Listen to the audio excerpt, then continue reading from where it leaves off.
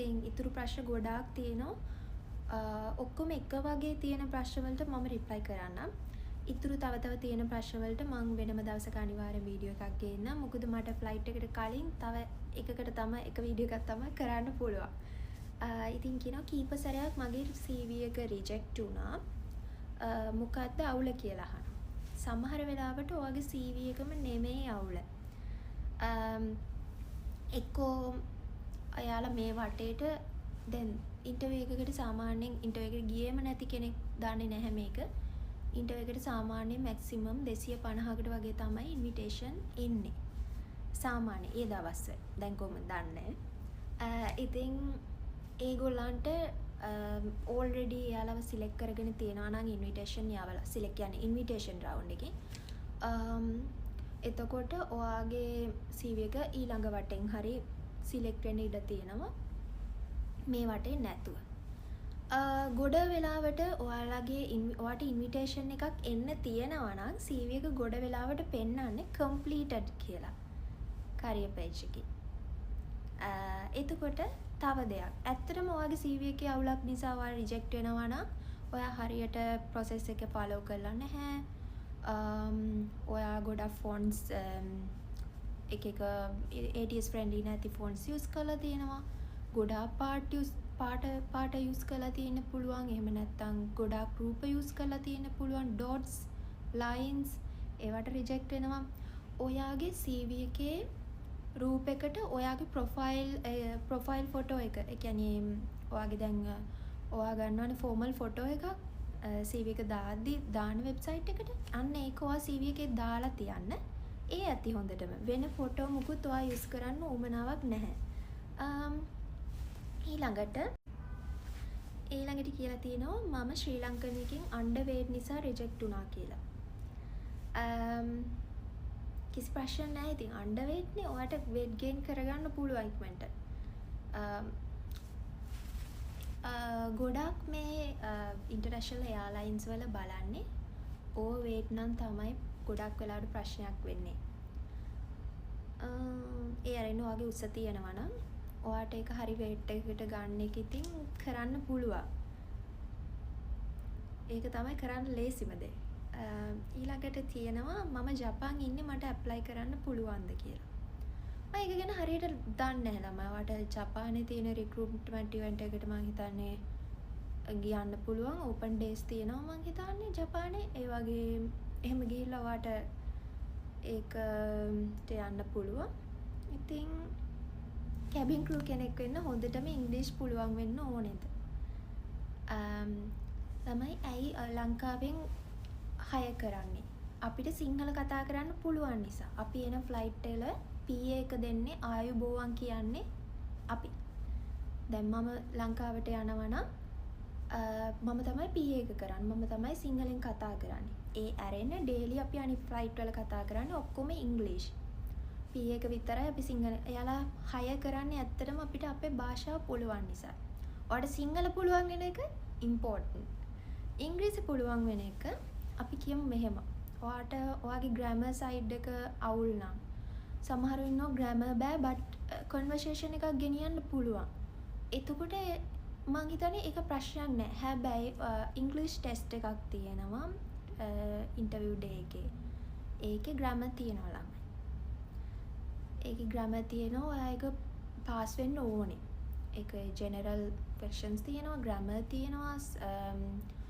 ඒකේ තව පැරග්‍රාෆ් එකක් වගේ එහෙම එකක් තිබ්බා අපේ දවස්වල. එන්නේ ඒ වගේ දේවල් වලට ඔයා රෙඩි වෙන්න ඕනේ.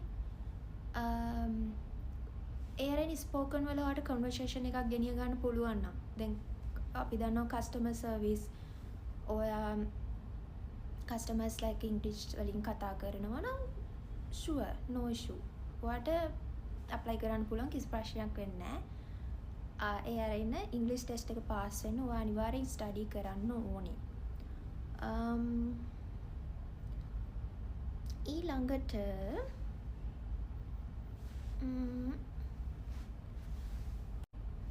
ඊට පස්සේ එක මල්ලි කෙනෙක් අහලා තියෙනවා මම ශ්‍රී ලංකන් එයාර්ලයින් එකේ ග්‍රවුන්ඩ් හැන්ඩ්ලින් කළොත් එමිරේට්ස් එකට සිලෙක්ට් වෙන්න පුළුවන්ද කියලා.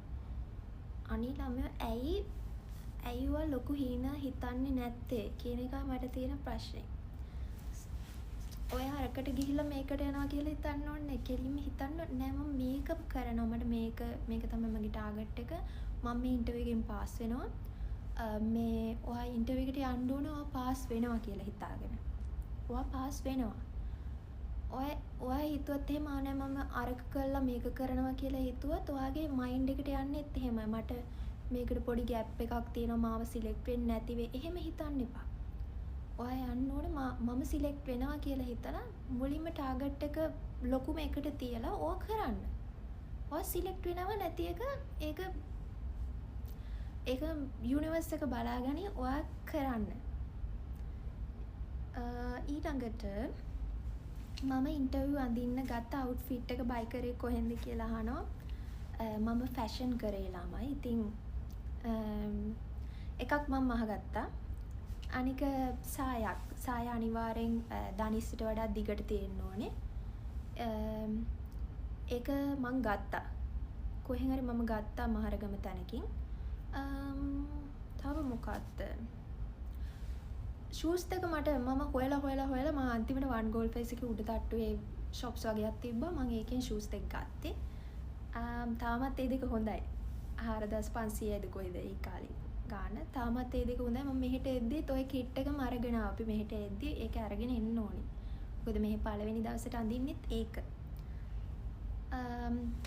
ඊට පස්සේ මම හෑන්ඩ් බෑග් එකක් ගෙනිච්ච චූටි කළු පාට එකක්. ඒ රෙනු ෆයිල් එකයි.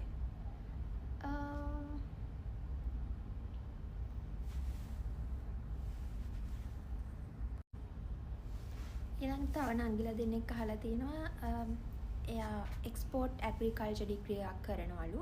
අනික් කෙනා මෙඩිකල් ෆැකල්ටි. ඉතින් ළමයි මම ඉන්ජිනියරින් ෆැකල්ටි එකේ හිටියේ මොරටු. ඉතින් මම මේ ඇප්ලයි කළා මේ සිලෙක්ට් වෙලා ඉන්නේ කිසි ප්‍රශ්නයක් නැතුව. ඒ වගේ සිලෙක්ට් වෙනවා. මෙහි ඕනේ තරම් කට්ටිය ඉන්නවා ඩිග්‍රී 2 3 කරපු අය. එක දේවල් බිස්නස් එතකොට ටීචර්ස්ලා වෙච්ච කට්ටිය නර්ස්ලා ගොඩ දෙනෙක් ඉන්නවා. ගොඩ දෙනෙක්. ඒක නිසා ඔයා සිලෙක්ට් වෙනවා නම් සිලෙක්ට් වෙනවා මොනා කරනවා වුණත්. ඊට පස්සේ ගෙදරෙන් එමිරේට්ස් සිලෙක්ට් වුණාම සිලෙක්ට් වෙලා කියලා දැන් හිතාගෙන ඉන්න මවාගෙන ඉන්නේ මෙයා. මමත් එහෙමයි ඒ කාලේ. ඉතින් සිලෙක්ට් වුණාම ගෙදර එන්න කොච්චර කල් යනවද කියලා අහලා තියෙනවා. දැන් මට ඊළඟ එන next මාසේ ෆ්ලයිට් දෙකක් තියෙනවා ලංකාවට යන්න.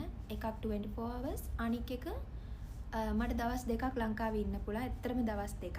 ඒ කියන්නේ යන දවසේ ඊට පස්සේ දවස් දෙකක් ඉන්නවා ඊට පස්සේ එනවා. එහෙම.